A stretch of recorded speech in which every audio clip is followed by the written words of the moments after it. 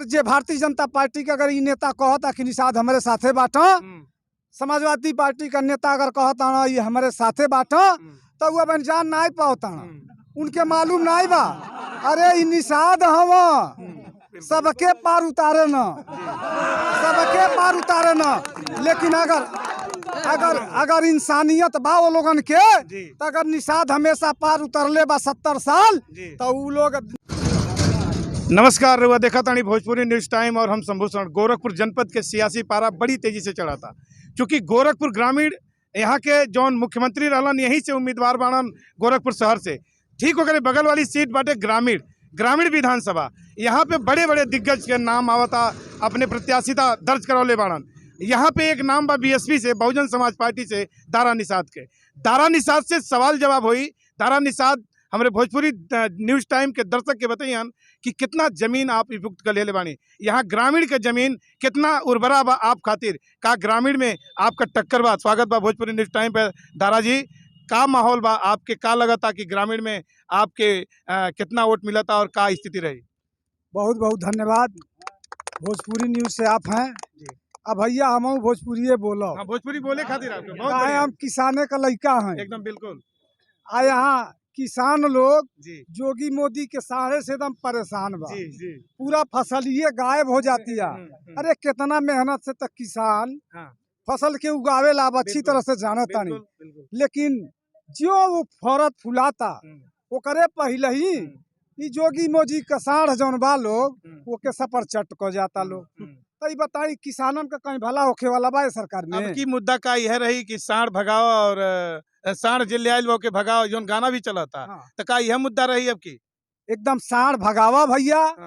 आ जवन गरीबी बा, जवन महंगाई बा, अब महंगाई सोच नहीं, जवन हमन का 375 में गैस भरा उतरा 1100 सीधे हो गई बा। सरसों का तेल 65-70 रुपया में मिलत रहल, अब ये बता दें 200-250 रुपया किलो हो गई बा। तो गरीबे का सरकार जौन बा दुश्मन बा कि हित बा? इस सरकार तो राशन भी सबके फ्री में देती है, सबके तेल भी दिला से, चीनी भी दिला, नमक भी दिला से। ऊपर का आपके विचार? भैया ये बताई 5 किलो राशन गांव को लोग बतावता कि 5 किलो राशन मिलता, और वहू में आधा जाने के मिलता, आधा जाने के नहीं मिलता। तब 5 किलो राशन 100 रुपया का भइली जान ले। आज जौन गैस सिलेंडरवा में 200 के जगह ही, अरे हम 375 में जौन पावत रहनी वो 175 में मिलत रहल, 200 वापस होत रहल, तब 175 बचल। आज उहे गैसवा का कीमत 1100 हो गई बा। तो देख ले एक के गैसवा में कोनो परिवार ऐसा नहीं होई कि जौने परिवार में 2 ठो गैस नहीं लगत हो एक महीना में। अगर एक महीना में 900 रुपया एक गैसे में असूलल जाता, तो 2 गैसे का कीमत 1800 हो गई। अब वही में देख ले, बहुत बड़ी बात हम नहीं करब। अरे 5 किलो अनाज दे के 100 रुपया दे के 100 रुपया अगर दे के 1800 रुपया ये लोग वसूलता, तो बहुत बढ़िया काम नहीं करत। विपक्ष दारा जी आरोप लगावता कि लोग कहता ना कि महंगाई बा, विपक्ष ही कहता कि काम भइल बा, काम का रोड मैप तैयार भइल बा, उत्तर प्रदेश में बहुत विकास भइल बा, ऐसे तो महंगाई रहबे करी। कितना काम भइल बा? भैया हम लोग भोजपुरी हैं, गाँव में रहे वाला है। अब गौवा में जाइब न तो सड़किया पर से जो रास्ता उतरल बा ऊपर पत्थर लग गइल बा, अंदरवा जाई तो सब वैसे बचल बा। और पैसा जो ठेकेदार जो कर्मचारी या नेता यहाँ के बा लोग सब भजा के ले लिहले बा लोग। वक्त आई हमन का देखल जाई, एक जांच करावल जाई, जांच करा के जब दोषी पाई कार्रवाई करावल जाई। दादा जी, सब केहू सब पार्टी अपन अपन दमखम लगावतिया और सब पार्टी दावा करतिया एक गोरखपुर ग्रामीण के कि निषाद हमरे साथे बाड़न। बीजेपी यही कहतिया कि सरवन निषाद या संजय निषाद के जोड़ने से निषाद हमरे साथे बाड़न। समाजवादी पार्टी यही कहतिया कि कुछ निषाद, बहुत सारा निषाद लोग हमारे पार्टी में बाड़न।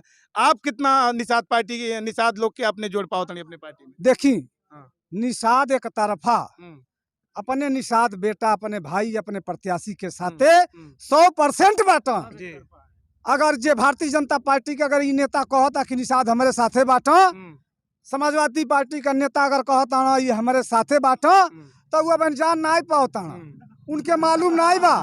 अरे ये निषाद हवा सबके पार उतारे न, सबके पार उतारे न। लेकिन अगर इंसानियत बा वो लोगन के, तो अगर निषाद हमेशा पार उतरले बा 70 साल, तो वो लोग निषाद का बेटा एगो आइल बा, वहू के लोगन के सपोर्ट करके पार उतार देवे के चाहिए। आ एक के जिता देवे चाहे निषादे के लड़का के। आपके एजेंडा ग्रामीण में का रही, आपका रोड मैप का रही, कौने मुद्दा के लेके विकास अपन अपन स्वयं के एजेंडा बताई जौन गोरखपुर ग्रामीण में आप सोचले बानी कि अगर हम विधायक बनब तो का करब। देखी सबसे पहला मुद्दा जी यहाँ बाढ़ का बा। जी वहाँ गोरखपुर शहर से आ एकदम मोहनापुर तक ले आप चल जाए, जहाँ आप खड़ा बाटी इहो सब पानी से बूढ़ जाला। जी नदी का पानी नहीं एमे आवेला, लेकिन बरसात के पानी से डूब जाला। आ बरसात से जौन पानी डूबेला एकरे निकाले खातिर अगर कोनो व्यवस्था एकरे पहले भइल रहल, जो जो मशीन लगल बाड़ी पानी निकाले वाला, तब बहुजन समाज पार्टी के सरकार में लगल रहली।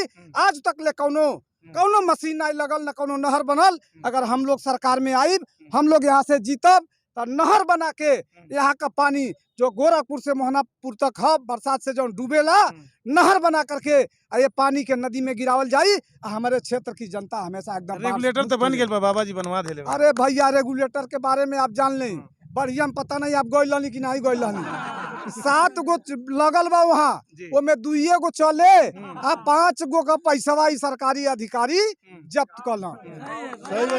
इतने नहीं बा, जब वो रेगुलेटरवा नहीं रहल तब पनिया निकल जात रहल। आ जब बन्हा गई पनिया नहीं निकलल तो यहाँ का क्षेत्र का जो जनता रहल, इ क्षेत्र रहल, अरे जौन जौन पहलहू से दशा रहल, दुर्दशा रहल, वहू से ज्यादा दुर्दशा हो गई, काहे पनिया ना निकल पौल। धन्यवाद दारा जी, बेबाकी से आपन जवाब आप दिहली भोजपुरी न्यूज टाइम के दर्शक के। हम बताओ तानी कि रहलन दारा निषाद गोरखपुर ग्रामीण से प्रत्याशी बहुजन समाज पार्टी से, और टक्कर इनका बड़ी जोरदार। कैसे टक्कर बा आपके बताएं? अब टक्कर का बात जान लें। कैसे लड़ा था आप यहाँ केहू लड़ाई में बटले नहीं बा, जानते हैं का है।